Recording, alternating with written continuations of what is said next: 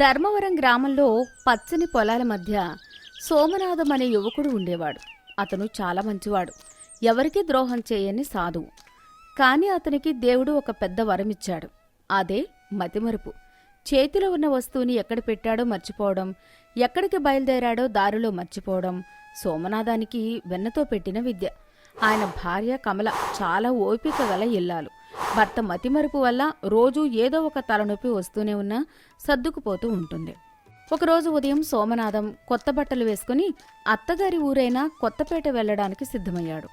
కమల ఒక సంచిలో పసుపు, కుంకుమ, పండ్లు సర్ది ఇస్తోంది.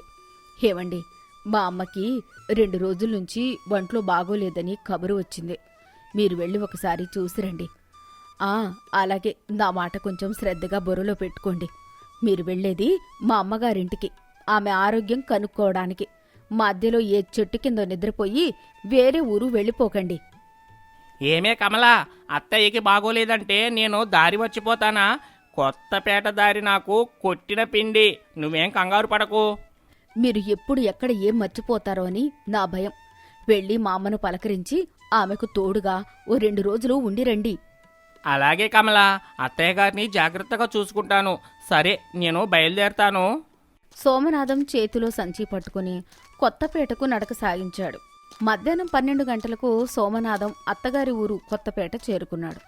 గుమ్మం లోపలికి అడుగుపెట్టగానే జ్వరంతో నీరసంగా ఉన్న అత్తగారు అన్నపూర్ణమ్మ అల్లుణ్ణి చూడగానే సంతోషంతో ఎదురువచ్చింది. అయ్యో, నా అల్లుడు గారు వచ్చారు. రండి బాబు, రండి. ఎంత సన్నబడిపోయారు.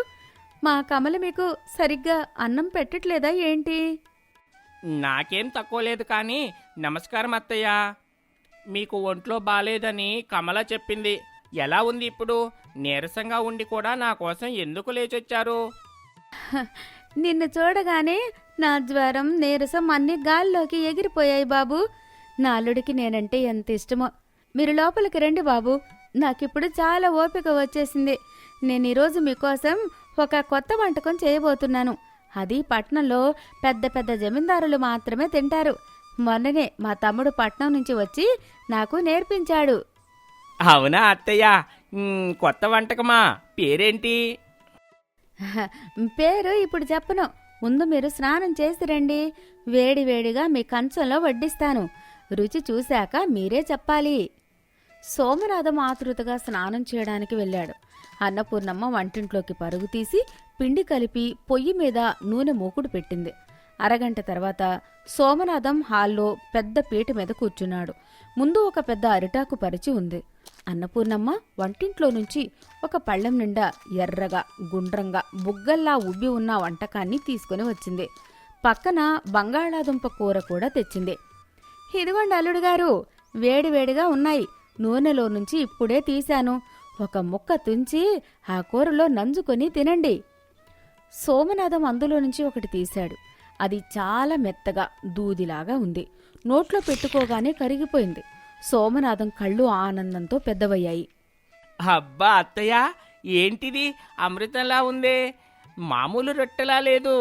ఎంత మెత్తగా బొగ్గల్లా ఉబ్బిపోయి ఉన్నాయి. రుచి అదరహో. నా జన్మలో ఇలాంటిది ఎప్పుడూ తినలేదు. అవునా బాబు, నచ్చిందా? తినండి తినండి. కుండ నిండా పిండి కలిపాను. ఈరోజు మీరు ఎన్ని తింటే అన్ని చేసి పెడతాను. సోమనాథం ఆగకుండా ఒకదాన్ని తర్వాత ఒకటి లాగిస్తూనే ఉన్నాడు. ఎంత తింటున్నా ఆకలి తీరుతోంది కానీ ఆశ తీరట్లేదు. అలా ఏకంగా 15 లాగించేశాడు.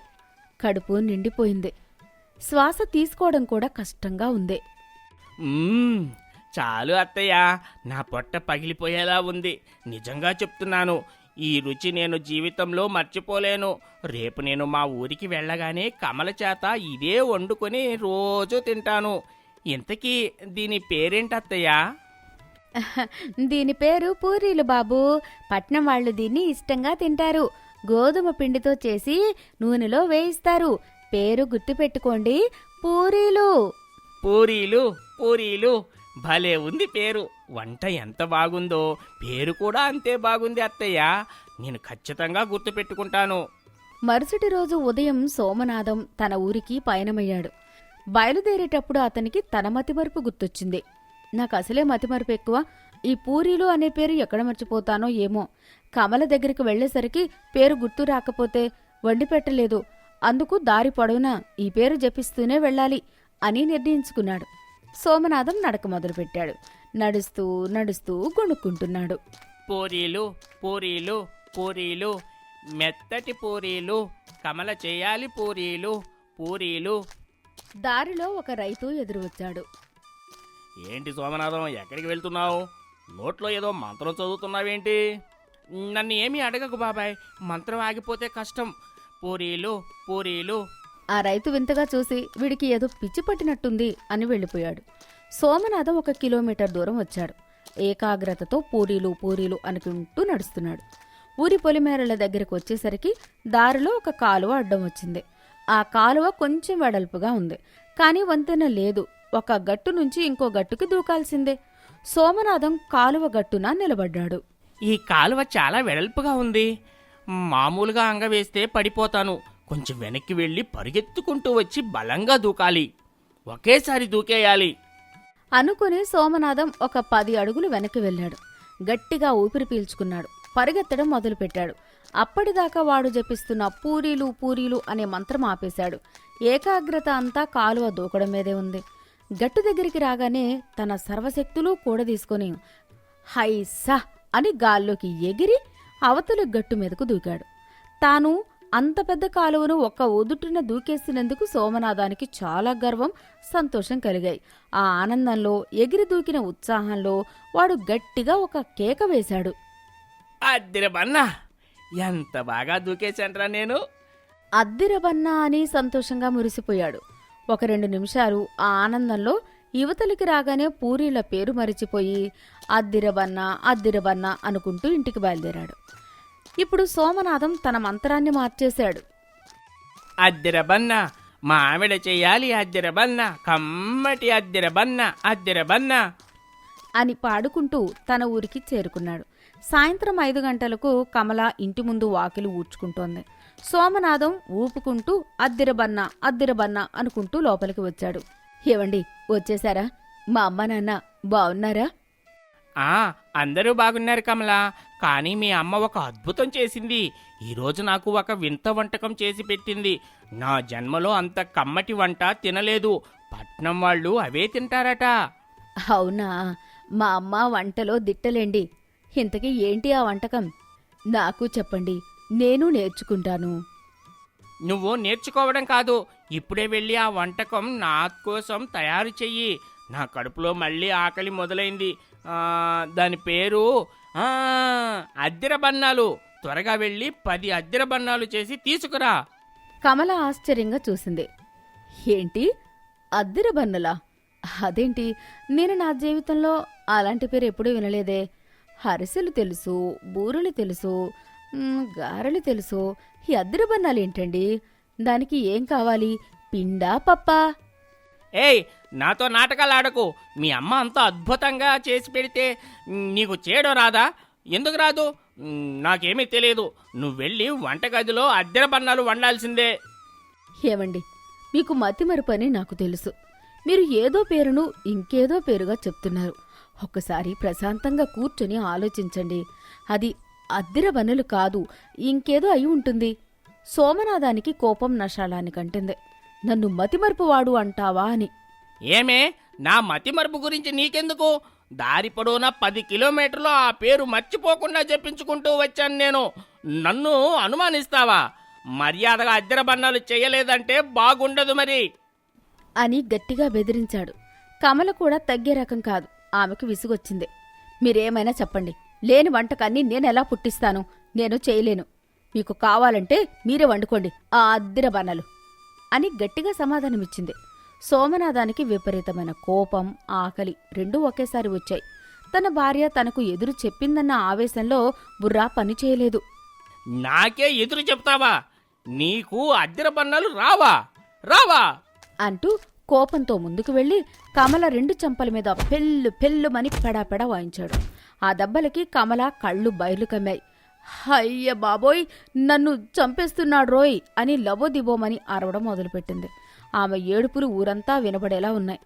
కమల ఏడుపులు విని చుట్టుపక్కల ఉన్న వాళ్ళందరూ ఏం జరిగిందో ఏమో అని కంగారుగా పరిగెత్తుకుంటూ వచ్చారు. పక్కింటి సుబ్బమ్మ, ఎదురింటి రామయ్య తాత అందరూ వచ్చారు.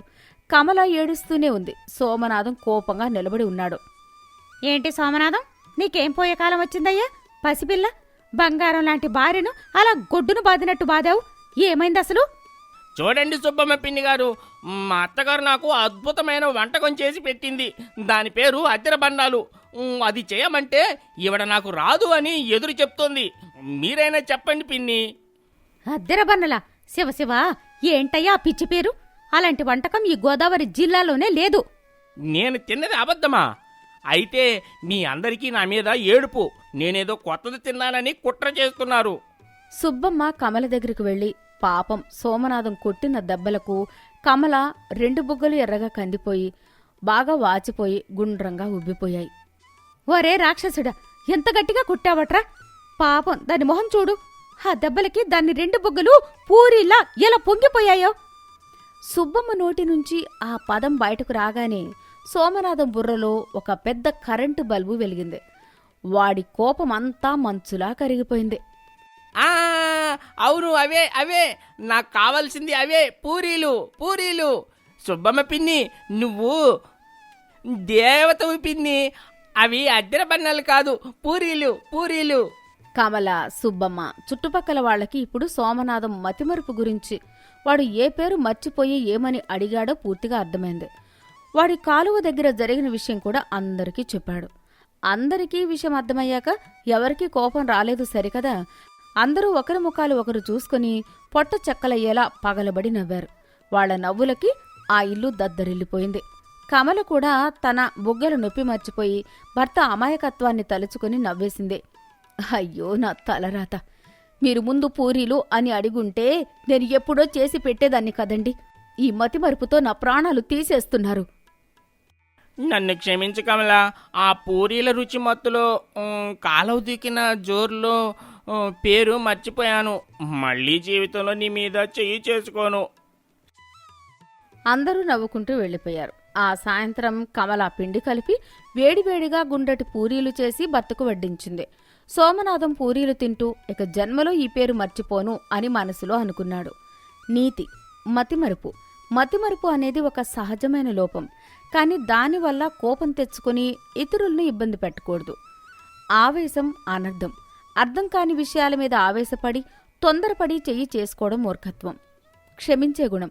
భార్యాభర్తల మధ్య ఎన్ని గొడవలు వచ్చినా నిజం తెలిసాక ఒకరినొకరు క్షమించుకొని నవ్వుతూ ముందుకు సాగడమే నిజమైన కుటుంబం. అది 1900వ సంవత్సరం. అప్పుడప్పుడే ప్రపంచం మారుతున్న రోజులు. కాని దట్టమైన నల్లమల అడవుల మధ్యలో కొండల చాటున ఉన్న నిద్రగన్నవరం అనే గ్రామం మాత్రం కాలంతో పాటు పరిగెత్తడం లేదు సరికదా, అసలు కదలడమే మానేసింది. ఆ ఊరికి ఒక వింత ఆచారం ఉంది. అదేంటంటే చలికాలం వచ్చిందంటే చాలు ఆ ఊరి జనం మొత్తం కుంభకర్ణ దీక్షలోకి వెళ్ళిపోతారు. మామూలుగా చలికాలమంటే రైతులకి పండుగ. పొలాల్లో బంగారం లాంటి వరి పంట కోతకు వస్తుంది. ఎటు చూసినా వరి కోతలు, వరి మార్పులు సందడి ఉండాలి. కాని నిద్రగన్నవరంలో మాత్రం విచిత్రం. పొద్దున్న 10 గంటల దాకా ఎవరూ మంచం దిగరు. సాయంత్రం 4 గంటలకే సూర్యుడు ఉన్నా లేకపోయినా దుప్పటి ముసుగు తన్నేస్తారు. పంటలు పొలాల్లోనే రాలిపోతున్నా సరే అపచారం, చలిదేవతకి కోపం వస్తుంది అని ఊరి పెద్దలు గగ్గోలు పెడతారు. ఆ ఊరి పెద్ద సోమరాయుడు. ఆయనే ఈ బద్ధకానికి నిలువెత్తు నిదర్శనం. ఆయన భార్య మహాలక్ష్మి కూడా అంతే. వీరికి తోడు ఊరి పూజారి, శయనాచార్యులు. ఈ ఆచారానికి శాస్త్రాలు చెప్తుంటాడు. కాని ఆ ఊరిలో సుబ్బారావు అనే రైతు మాత్రం ఇందుకు విరుద్ధం. అతని భార్య సుజాత. ఆమె కూడా చాలా చురుకైంది, ధైర్యవంతురాలు. తెల్లవారుజామున 4 గంటలకే సుబ్బారావు, సుజాత నిద్రలేచారు. ఊరంతా గాఢ నిద్రలో ఉండగా వీరు మాత్రం తమ పెరట్లో పండిన తాజా కాయగూరలు, వంకాయలు, బెండకాయలు బుట్టల్లో సర్దుకొని ఎడ్లబండి మీద పక్కనే ఉన్న రాయవరం సంతకు సుబ్బారావు బయలుదేరుతాడు. రాయవరం చేరుకునేసరికి ఉదయం 6 గంటలయింది. అక్కడ దృశ్యం చూసి సుబ్బారావుకి ఆశ్చర్యం వేసింది. అక్కడ చలి ఉన్నప్పటికీ జనం ఎంతో ఉత్సాహంగా ఉన్నారు. రైతులు తమ పంటలను నమ్ముతున్నారు. వర్తకులు సరుకులు కొంటున్నారు. ఎక్కడా బద్ధకం లేదు, సోమరితనం లేదు. అందరి ముఖాల్లో కష్టపడి పనిచేస్తున్నామన్న తృప్తి, చేతి నిండా డబ్బులు వస్తాయన్న సంతోషం కనిపిస్తోంది. సుబ్బారావు తన కూరగాయలు అమ్ముతూ పక్కన ఉన్న ఒక రైతుతో మాట్లాడాడు. ఏమండి, ఇంత చలిలో కూడా మీరు ఇంత చురుగ్గా ఎలా పని చేయగలుగుతున్నారు? మా ఊర్లో అయితే ఈ పాటికి దుప్పట్లోంచి వేలు కూడా బయటపెట్టరు. ఆ రైతు నవ్వుతూ, బాబూ, చలి అనేది శరీరానికి మాత్రమే, మనసుకి కాదు. పని చేస్తే ఒంట్లో వేడి పుడుతుంది, జేబులో డబ్బులు పుడతాయి. అదే మాకు బలం. పడుకుంటే ఆకలి తీరుతుందా అని బదులిచ్చాడు. ఆ మాట సుబ్బారావు గుండెల్లో నాటుకుపోయింది. కూరగాయలమ్మి మంచి లాభం తీసుకుని తిరుగు ప్రయాణమయ్యాడు. ఉదయం 8 గంటలవుతుంది. సుజాత వాకిలి ఊడ్చి భర్త కోసం ఎదురుచూస్తుంది. సుబ్బారావు సరుకులమ్ముకుని ఇంటికి తిరిగి వచ్చాడు. అతని ముఖంలో ఏదో తెలియని ఆవేదన, కోపం కనిపిస్తున్నాయి. ఏమండి, వచ్చారా? సంత ఎలా జరిగింది? కూరగాయలన్నీ అమ్ముడుపోయాయా? అమ్ముడుపోవడం మాట దేవుడెరుగు సుజాత. అక్కడ నేను చూసిన దృశ్యం నన్ను నిద్రపోనివ్వడం లేదు. రాయవరంలో వరి కోతలు జోరుగా సాగుతున్నాయి. ఎటు చూసినా రైతులు ఉత్సాహంగా కొడవలు పట్టుకుని పొలాల్లోకి దిగుతున్నారు.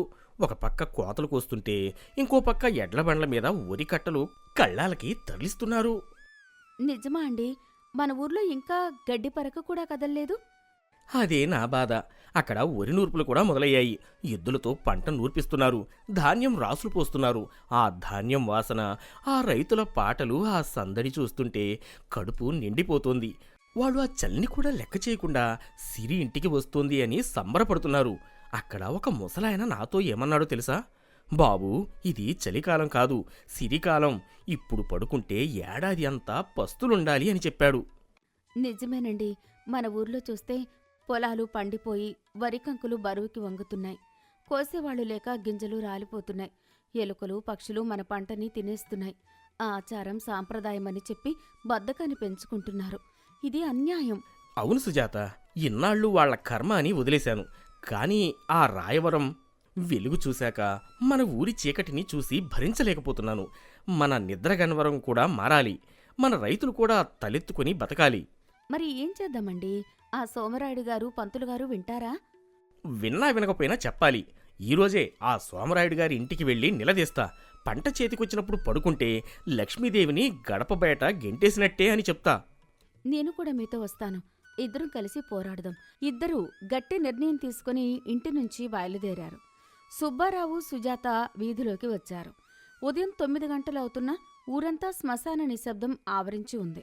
వీధులన్నీ నిర్మానుష్యంగా ఉన్నాయి. అక్కడక్కడ కుక్కలు కూడా ముడుచుకుని పడుకుని ఉన్నాయి. వారు నేరుగా ఊరి పెద్ద సోమరాయుడి ఇంటికి వెళ్లారు. సుబ్బారావు ఇంటి బయట నుంచి, సోమరాయుడు గారు, ఓ సోమరాయుడు గారు, లేవండి. తెల్లారి జాము దాటి సూర్యుడు నడినెత్తికి వస్తున్నాడు. ఇంట్లో నుంచి ఎలాంటి స్పందన లేదు. కేవలం గురక శబ్దాలు మాత్రమే వినిపిస్తున్నాయి. సుబ్బారావు విసుగ్గా లోపలికి వెళ్లాడు. సుజాత కూడా వెనకకు వెళ్ళింది. వరండాలో దృశ్యం చూసి సుబ్బారావుకి నవ్వాలో ఏడవాలో అర్థం కాలేదు. అక్కడ వరండాలో 3 మంచాలు వేసి ఉన్నాయి. మధ్య మంచం మీద సోమరాయుడు, కుడిపక్క మంచం మీద ఆయన భార్య మహాలక్ష్మి, ఎడమపక్క మంచం మీద కొడుకు నిద్రనారాయణ. ముగ్గురు చెరొక మంచం మీద తలో గొంగళ్ళు కప్పుకొని పెద్ద ఎలుగుబంట్లలా పడుకొని ఉన్నారు. సుబ్బారావు సోమరాయుడిని గట్టిగా కుదిపాడు. సోమరాయుడు ఉలిక్కిపడి కళ్ళు తెరవకుండానే భయంతో, ఎవరది? చలిదేవత వచ్చిందా? నైవేద్యం వంటగదిలో ఉంది, తినేసి వెళ్ళు తల్లి. నా ఒంట్లో ఇంకా వేడి పుట్టలేదు. చలిదేవత కాదు, నేను సుబ్బారావుని. లేవండి బాబూ, పొలాల్లో వరి పంట ఎండిపోతోంది. కోతలు మొదలు పెట్టకపోతే గింజ రాలదు. సోమరాయుడు సుబ్బారావుని చూసి చిరాకు పడ్డాడు. ఒరే సుబ్బో, నీకు బుద్ధి ఉందా? ఇది చలికాలంరా. మన ఊరి ఆచారం మర్చిపోయావా? ఈ 3 నెలలు మనం శక్తిని ఆదా చేయాలి. వరికొస్తే ఆయాసం వస్తుంది, నూర్పులు చేస్తే దుమ్ము రేగుతుంది. అవన్నీ మన ఆరోగ్యానికి మంచిది కాదు. వెళ్ళి పడుకోపో. పెద్దయ్య గారు, పక్కన ఊర్లో జనం కష్టపడి సంపాదిస్తుంటే మనం ఇక్కడ శక్తి ఆదా పేరుతో రోగాలు కొని తెచ్చుకుంటున్నాం. పొలంలో పంట పక్షుల పాలవుతుంది. ఇదేనా మీ ఆచారం? అమ్మాయ్, నువ్వు కొత్త కోడలివి. నీకు ఇంకా ఈ ఊరి మహత్యం తెలీదు. ఎక్కువ మాట్లాడుకో. మాకు ఆకలి వేస్తోంది కానీ వండడానికి ఓపిక లేదు. నువ్వు ఏమైనా తెస్తే పెట్టి వెళ్ళు, లేకపోతే మమ్మల్ని నిద్రపోనివ్వు. అత్తయ్య గారు, మీకు తినడానికి బద్ధకం లేదు కాని వండడానికి బద్ధకమా? సరే, మీ కర్మ. పద మామ వెళ్దాం. సుబ్బారావు కోపంగా తలుపు ధడేల్మని వేసి వెళ్ళిపోయాడు. మధ్యాహ్నం 12 గంటలు. సూర్యుడు బాగా వచ్చాక ఊరి జనం మెల్లగా రచ్చబండ దగ్గర చేరారు. వాళ్ల ముఖాల్లో నిద్రమత్తు ఇంకా వదల్లేదు. సోమరాయుడు కూడా అక్కడికి వచ్చాడు. పక్కన పూజారి, సేనాచార్యులు కూడా ఉన్నారు. గ్రామ ప్రజలారా, మన ఊరి సాంప్రదాయాన్ని కాపాడుకుంటున్నందుకు మీ అందరికీ నా అభినందనలు. ఈ చలికాలం మనం ఎంత తక్కువ పని చేస్తే అంత మంచిది. ఎవరికైనా ఏమైనా సమస్యలు ఉన్నాయా? త్వరగా చెప్పండి, మళ్ళీ వెళ్ళి పడుకోవాలి.